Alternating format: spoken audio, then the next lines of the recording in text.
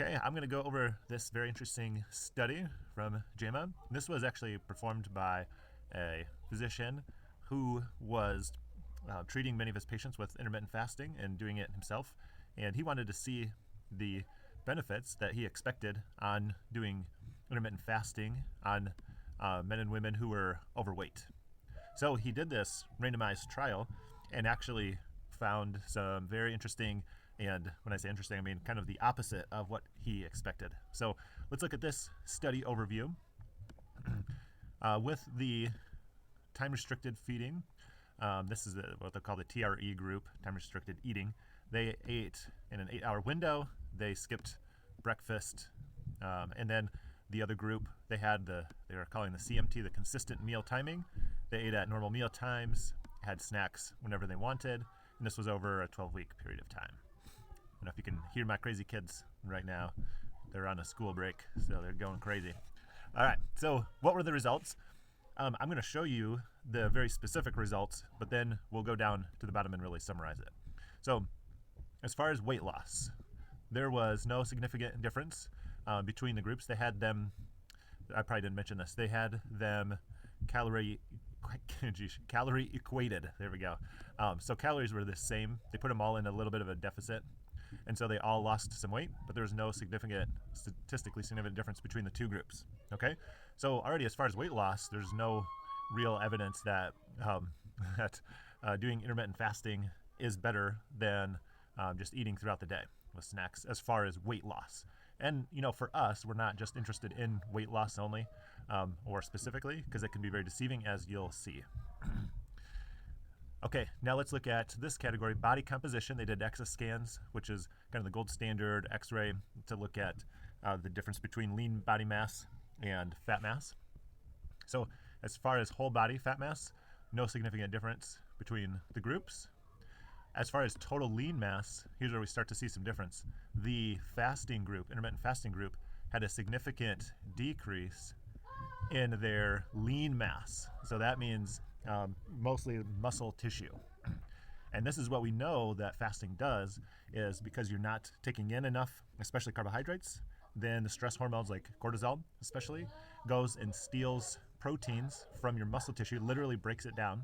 It will also break down bone tissue, skin, gland tissue, and then it converts it to glucose, and then you have energy. Instead of just eating glucose in the form of carbs, you have to steal muscle tissue in order to make glucose and then use it. But it costs cortisol. And so there is a 1.7 pound difference as far as lean mass lost by those fasting versus those just eating throughout the day. Same calories, remember. Okay, that's total lean mass. So then they looked at, well, where was this coming from? Arms, legs versus the trunk down here. And all three zones had a significant decrease in lean mass in the fasting group only. Okay, so definitely, this is total trunk, so it makes sense. So in other words, they lost lean mass in arms, legs, and trunk. Okay, let's look at some other measures too, some other health measures in general. So blood pressure, there was, with the fasting group, there was no significant change in their blood pressure. The systolic is the top number. So like the 120 over 80, that'd be the 120 number. But this is interesting. In the group that ate all day, they had a significant decrease in their systolic blood pressure. Okay, so interesting there. Now, as far as physical activity measured by the Oura Ring, their steps per day and that, they measured this, and this is very important too. In the fasting group, they had a significant drop in how much daily movement they were doing, and they had a significant drop in how many steps per day they took, to the number of an average of about 2,200 less steps per day. So remember, both of these groups were eating the same amount of calories, but the fasting groups tended to move less. Why would that be? Why would they be less likely to move?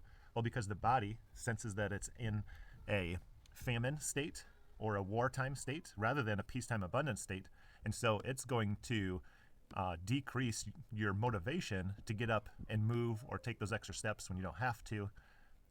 In this study, they didn't tell them to do anything different. They didn't say walk more, walk less. They just measured, how they acted without telling them. So it is very interesting. Just subconsciously, the body reduces the amount of movement they're doing because it's trying to conserve. Because you're telling the body that you're in a famine or wartime state. And so it's going to conserve. Okay, last category. We have a sleep category. And this was interesting. There was no change in the fasting group as far as their sleep. Not better, not worse. But interestingly enough, the group that ate all day did improve based on a sleep scale that they took. So sleep quality, interesting. So let's look at these key points here. So this, the TRE, this is the fasting group, that 8-hour window. They had a loss of lean mass, and that was both in their appendages and their trunk. That was significant. So they lost more muscle mass, basically. And loss of muscle mass is the sign that your body is in a bad state. So you see that in people with cancer. You see that in people with more end-stage diseases as they lose muscle mass. With aging, that's one of the biggest signs of mortality is imminent when you start to lose muscle mass. So that's not a good direction to go. We saw reduced physical activity, no improvement or no worsening in blood pressure, no improvement, no worsening in sleep quality. However, with the people that were eating throughout the day, they maintained their lean muscle mass while still losing fat. They maintained their physical activity level, and they improved categories of blood pressure and sleep quality. And that's because their bodies were in a somewhat peaceful state, an abundant state. They were getting regular food. Remember, calories were the same between these two groups. They're getting regular food, and so they were in a peacetime state of their body, and so their body is free to kind of spend energy on movement, spend energy, even on the brain. Maybe that had to do with sleep quality. Who knows? Just a guess. And then some interesting things about this physician who is the lead author. He actually used to practice intermittent fasting and would tell his clients to do that. He wrote in the study that he stopped practicing it and he stopped recommending it after doing this study. So very interesting. Good on him too for doing it, and just admitting you're wrong. I've been wrong about things in the past. I've promoted omega-3 fish oil before to people, and you know what, you just sometimes have to learn the hard way and do that walk of shame, but it's better to do that than just keep pushing something that doesn't work. That's not good for your patients. The overall main message that weight loss attempts, going into a calorie deficit without preservation of muscle and without actual health improvements is not beneficial. This is something they stated in the study. And then, I mentioned this. He abandoned it. He had practiced it for years and left it, abandoned it. Now, I'm not going to bring up all the other studies. This is just one study, but I have studies, and you can ask me for them.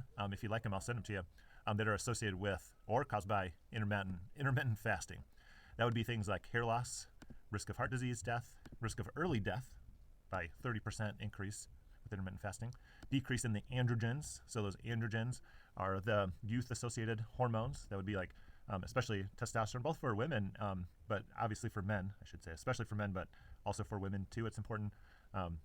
So that and thyroid and progesterone and pregnenolone and DHEA, these are all, in general, these are our androgen hormones, and their main job is to reduce the stress hormones. So that would be, try to write it here, stress hormones, decrease the stress hormones.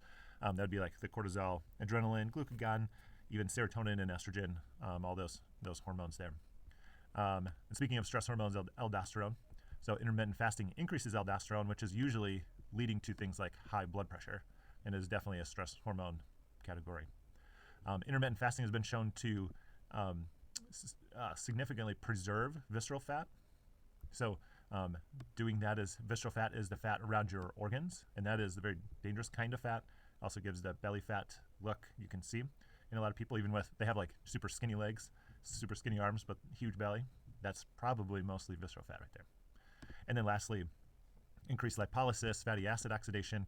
These, most people would call these fat burning, but in other words, what it is it's a decrease in the ability to use carbohydrates, which is not good because the decreased ability to use carbohydrates leads to things like diabetes. It's not a problem of, insulin is just bothering the cells too much, and so your cells start to ignore insulin. That's a false idea of a confused idea of diabetes. Diabetes is over fat burning to the point where you can't even utilize carbohydrates anymore. And then that's why the carbohydrates back up into the blood, not because your cells are just ignoring insulin, because they give the body insulin to push it in further. So that's probably another conversation. But this list of things is not looking so good. These outcomes for intermittent fasting, not looking so good. Now, we just talked about intermittent fasting. The fasting of days, a day or days, is even worse. So in some studies, they've shown, I think it was like a 4-day fast. When people lost weight, 80% of it was muscle mass. 80%, only 20% was fat. And that is almost the inverse of what you can do if you're eating throughout the day, especially doing carbohydrates throughout the day and electrolytes throughout the day. Even if you're eating less, you can do almost the opposite of that. So 80% muscle mass, again, tells us this is signaling stress to the body. That means you're using cortisol big time, because that's what breaks down your tissues. And I know there are some purported benefits to fasting, like autophagy. Well, let me explain that really quick. So autophagy is kind of like, so the idea is that it's cleaning up all the cell debris, and that's going to help you age and live longer.